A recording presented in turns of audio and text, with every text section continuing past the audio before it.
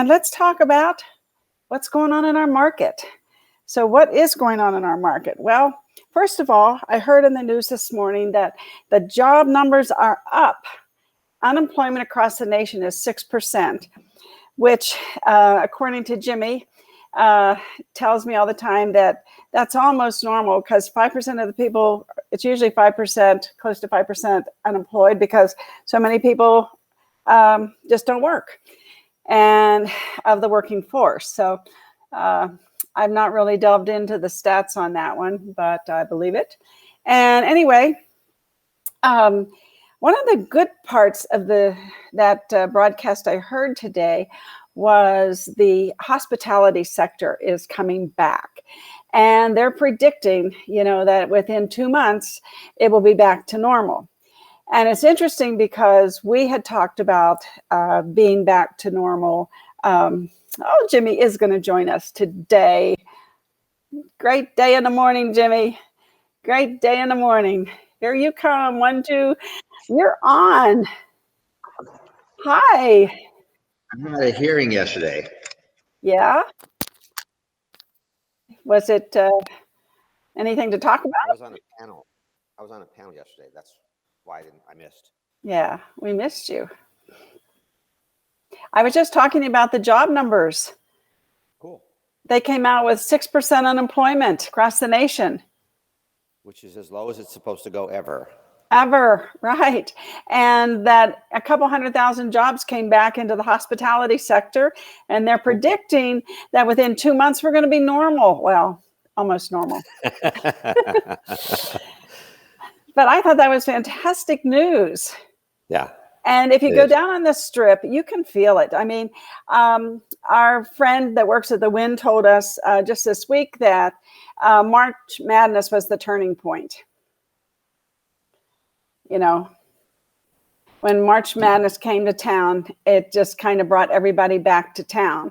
And not everybody, but, lots of people back, a lot of tourists and people from California coming here. And they said that it was, and I've said this a couple times this week, it was busier than 2019 March Madness. And they're predicting a really robust Easter Passover weekend this weekend.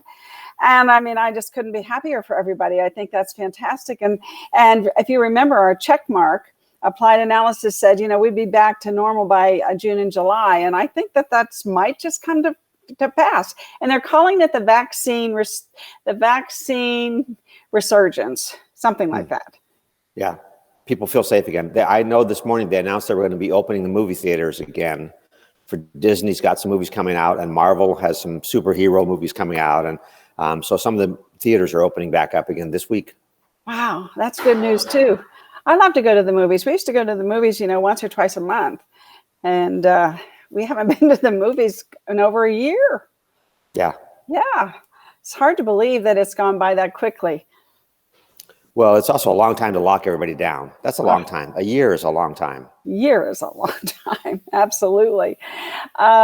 Yesterday, we talked about a lot about the division and the new bulletins that the division is putting out and how well they're written. And I did post them in the group. The advertising, they've made it very clear, very simple to understand. So I posted that. I also uploaded that 144-page law guide, and I showed yesterday, Jimmy, the table of contents, which makes it really easy to find things. So I thought that was, that was really good. And we're back up into we have 1,953 single family homes. So we went above the 0.65 months of inventory. We're now at 0.67 because we listed 137 homes yesterday. So that was terrific. If we keep that up, that'll be making for a great April, hopefully, that we'll have homes to sell.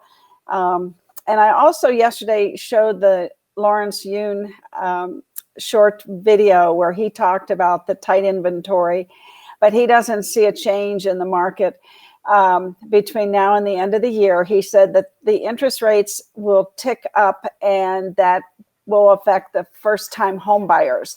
But I looked today on bankrate.com and it's still under 3% with a 740 score and 20% down.